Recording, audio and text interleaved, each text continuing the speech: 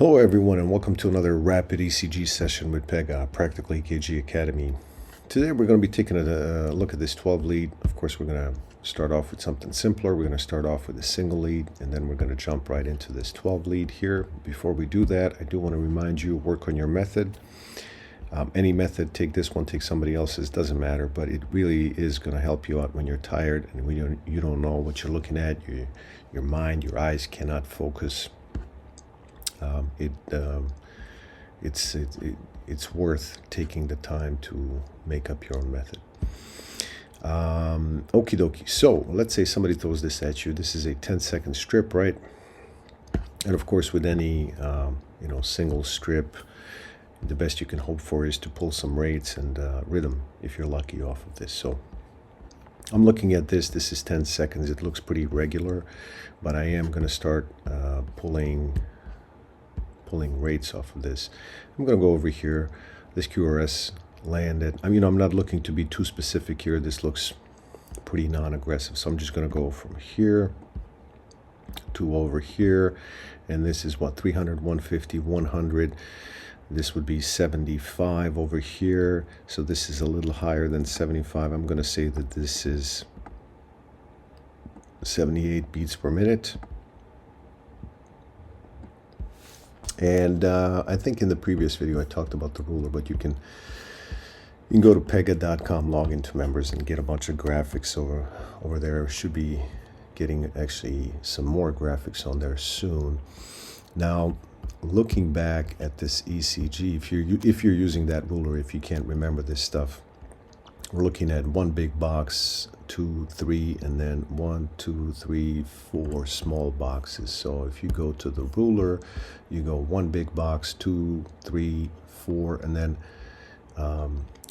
one big box, 2, 3, and then four small ones, 1, 2, 3, 4. And right here it says 79. So there will be 79 beats per minute. And this arrow up here tells you that it has been rounded up. So the value you get is actually like 78 point something. So pretty good guesstimate. Okay, is anybody going to care whether this is 78.5 or 79? No. While I'm down here, I want to take a look at this QRS, which is kind of floppily, deceptively wider than it should. So it starts right there, right? It ends right about there. And this is, 115, 120 milliseconds long or wide. And then also, which is making me think I need to take a look at this on the 12 lead, figure out what's going on. But I also want to take a look at the PR interval just to see what's going on here. And when I take a look at the PR interval is pretty much just the P wave. So the P wave immediately hits into the QRS. Now, typically when you have that happening, you have to start asking yourself, is this really being caused by this P wave or something else going on? Now, when these depolarizations happen, actually, I'm going to leave the details for the deep dive, but I'll tell you right here, real quick, this little bump here, that looks like a delta wave to me. So if that's the case, we're looking at pre-excitation here. We're looking at WPW. So far, just on this little strip here, we have normal sinus rhythm, right? Normal. This is coming from the sinoatrial node, most likely. And our QRS is steady. It's consistent. Let's go over to the 12 lead.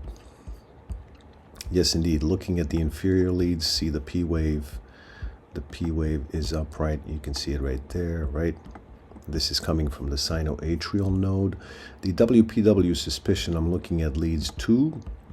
That's what I like to look at, but depending on which literature you're looking at, there's sometimes going to tell you have to look at lateral leads, like leads 1, 5, and 6, and those really are excellent leads. I will go into the in the deep dive version of why that can sometimes not be true.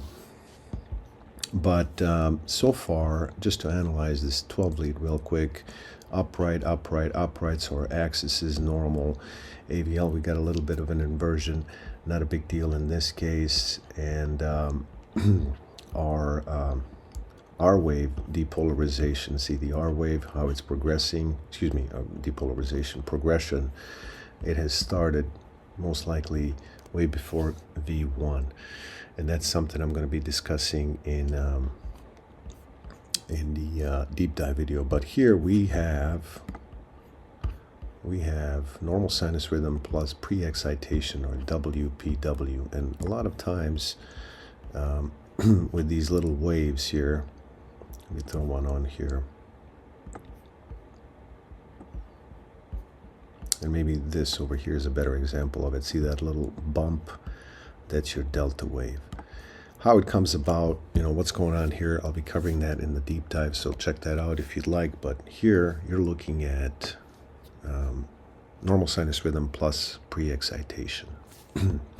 Thank you guys, and we'll see you in a minute.